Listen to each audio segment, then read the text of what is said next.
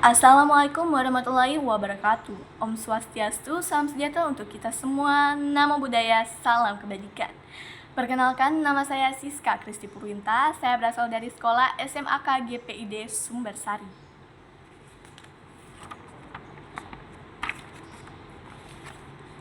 Para dewan juri yang terhormat dan saya banggakan, di sini saya sebagai tim pemerintah atau tim afirmasi yang setuju terhadap mosi yang berbunyi dewan ini akan menyongsor berita bohong atau hoaks, di mana saya memiliki argumen yang dapat mendukung kesetujuan saya terhadap mosi tersebut.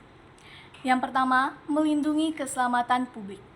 Karena hoaks di bidang kesehatan memicu kematian akibat salah informasi obat, dan hoaks bencana alam memicu kepanikan massal yang membahayakan nyawa, sehingga memicu kerusakan sosial dan ekonomi, di mana kerusakan sosial di sini diartikan dalam kehilangan nyawa dan sebagainya. Kerusakan ekonomi berupa kehilangan harta benda dan kerusakan bangunan yang terjadi akibat bencana alam tersebut. Yang kedua, agar tidak menyebabkan kesalahpahaman akibat berita hoaks tersebut. Karena berita hoaks memicu masalah terhadap kesalahpahaman tersebut, yang membuat masalah itu terbentuk. Coba kalian bayangkan, di mana masalah atau isu kecil yang belum diverifikasi kebenarannya, namun sudah tersebar di mana-mana. Apakah itu berdampak bagi kita? Ya, itu berdampak bagi kita. Mau itu berdampak bagi kita atau berdampak pada pikiran kita. Yang ketiga, melindungi masyarakat dari paparan informasi keliru. Karena kebanyakan berita hoaks memicu kepanikan masyarakat terhadap berita yang beredar. Padahal berita tersebut belum sepenuhnya fakta dan masih dikatakan hoaks, dan di mana ini belum diverifikasi kebenarannya. Keempat, mencegah perpecahan sosial.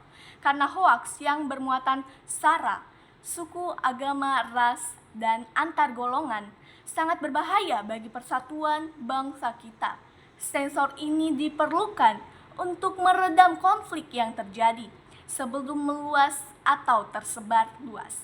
Yang keenam, itu melindungi keputusan publik yang rasional. Karena di masa pemilu ini, hoaks sering digunakan untuk menjatuhkan lawan secara tidak adil.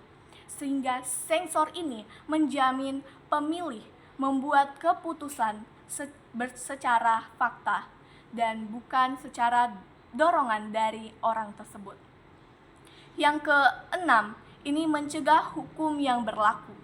Karena dalam jerat pidana di Indonesia, penyebaran berita bohong sudah diatur dalam Undang-Undang ITE pasal 45A ayat 3 Undang-Undang 1 2004. Dan untuk memberikan efek jerat pada berita hoaks yang memaksa platform digital lebih proaktif menghapus atau membatasi akses ke konten yang terbukti hoaks atau menyesatkan, di mana konten ini dijaga oleh platform digital agar tidak menyebar luas, di mana berita yang tersebar tersebut adalah berita yang hoaks dan belum diverifikasi kebenarannya.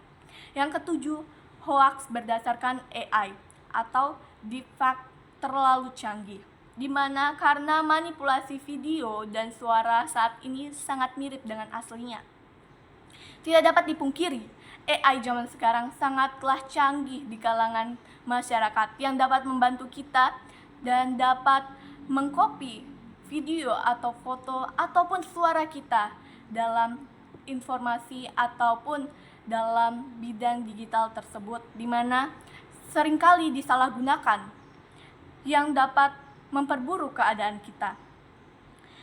Kebanyakan masyarakat awam tidak mampu membedakan asli dan palsu, yang hanya dengan literasi atau dengan artian kemampuan seseorang dalam membaca, menulis, atau berbicara dan memecahkan masalah dalam kehidupan sehari-hari. Jujur saja, kalau masyarakat awam pada masa ini kebanyakan tidak menggunakan teknologi berupa HP di mana mereka percaya-percaya saja terhadap isu atau masalah akibat berita hoaks tersebut.